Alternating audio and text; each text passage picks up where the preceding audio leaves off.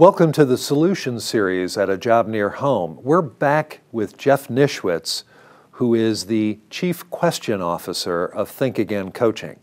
Why Chief Question Officer? Well, several reasons, and it all revolves obviously around questions. What I've discovered and been told is that I'm really good at questions. And not just hard questions, not just in-your-face questions, but I tend to figure out questions that help people and organizations literally discover their soul. Because what I found is if you ask the right question, it will take you to the right answer.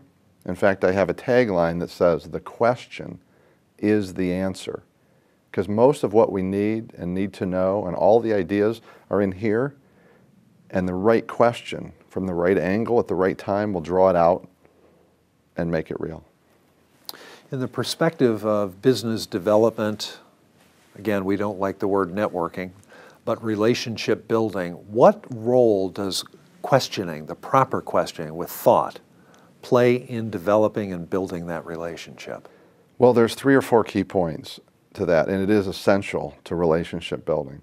The first and most fundamental is, no matter what questions you ask, you need to, at a deep level, care about the answers. I don't mean pretend to care. I don't mean just body language. I mean you have to be there and be present and actually care about the answer you're about to hear from that person.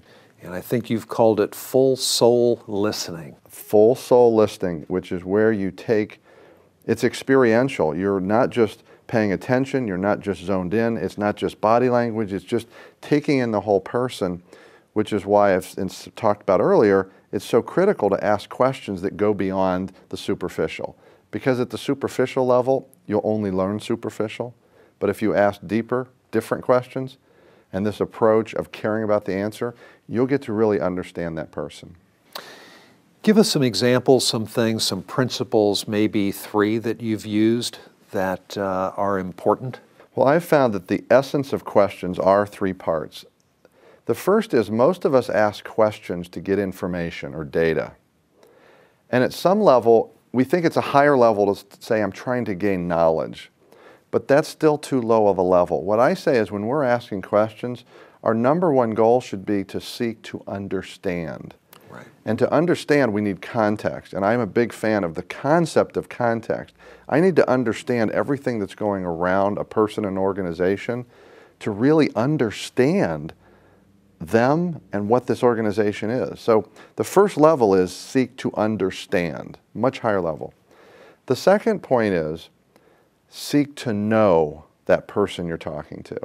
Not just to know what their title is, what their job functions are, to get to know them through that full soul listening and asking questions that go beyond the typical what do you do, where do you do it, even where do you live, to keep going deeper so I can get to know that person. Get to know the person rather than the results. Absolutely, it's never about results. Okay. The results cannot be in your head because if you put results in your head, your brain won't let you go unselfishly into the listening zone. Okay. You can't do it if results are on your mind.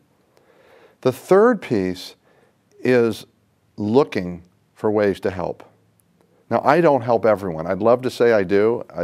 It'd be great. The reality is, though, once I connect at some level with someone, when I mean connect, not just met them, but I can sense there's something here. I like them. I trust them. Trust is the biggest word. Now, when I'm asking questions and listening, I am listening and seeking ways to help. In fact, I had a friend that I saw, actually he was not a friend, he was an acquaintance. We met at an event and we spent 20 minutes of me asking him questions. And after 20 minutes, he said, you know something, Jeff? No one's ever asked me those questions. I could tell that you were looking for a way to help. And I know if you found it, you would. And I said, I would. And what I learned is in that 20-minute conversation, we went from acquaintances to friends, and we have a relationship literally based upon that 20 minutes. Connect, engage, collaborate. Absolutely. Now, every time. We've also discussed that in looking to help people, if you can't help that person directly, you're looking to help them get connected to somebody who can. Oh, absolutely. In fact, again, back to the point of what's in our brain, my brain is never about how can I help them directly. It's always about generally how can I help. That keeps my mind opening for listening to opportunities. I call that being a connector. My goal is to connect people to ideas, resources, other people, perhaps money, whatever it is they need. Actually, that's what I call the magic question. Sure. The magic question is, what do you need? What do you need? What do you need help with? Because when you ask that, they will tell you. And it's also the most surprising question because people are trying to figure out what you're trying to get from them rather than what are you giving to them. They always are, and in fact, I had a recent experience where I changed the question without thinking about it, and I said to a friend of mine at lunch, "What's a good thing I can do for you?" And she said, "I don't think anyone in my entire life has ever asked me that question." And she shared a little thing, which I did. It builds powerful relationships, and as I've said many times, that's where the magic happens. So really, in essence, this comes down to taking the concept of what can I get from you, turning it around 180 degrees, and really approaching everybody that you meet with the idea of in what ways can I help you? Every single person, my mindset is, in what ways can I help this person? I know there's a way.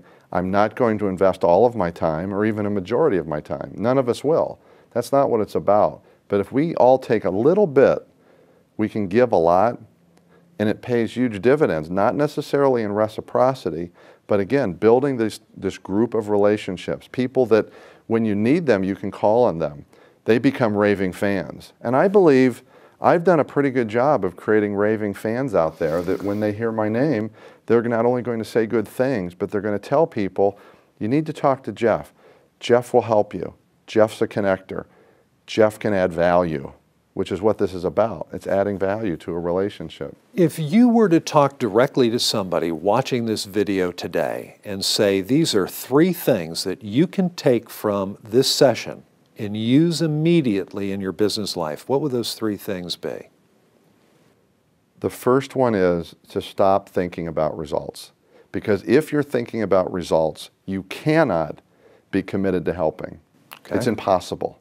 Our brain doesn't work that way. The second is to always think about asking questions of the people you meet that are first of all different. Talk to them like a person. Stop putting the personal aside. Talk to them like you would a friend. Talk to them like you would at a picnic. Ask them those questions. Listen and be interested in the answer. And the third thing I would say is understand that we're all very special. You don't have to work hard to be special. Most of us work hard to be the same as everyone else. And relationships aren't built based upon outward appearances. Relationships are between people. And people are who they are. And your relationships will exist and thrive based upon who you are, not who you pretend to be. What are 2 things you would tell somebody to completely stay away from, besides not asking, what do you do? Stop asking for people's business cards, okay. Especially in the first minute. You haven't earned the right. Thank you. And that's what I tell people to look at it as. You have to earn the right to ask for something of the other person, whether you're networking for business, for personal, or maybe to get a job, which is that's a whole nother subject, is networking in your job search. Right here, okay? So, in essence, relationship building is networking, even though we don't want to call it networking, and business development is relationship building. It is, in the sense, the way I would separate it is, relationship building is how you interact with people in order to build a network of people who are connected.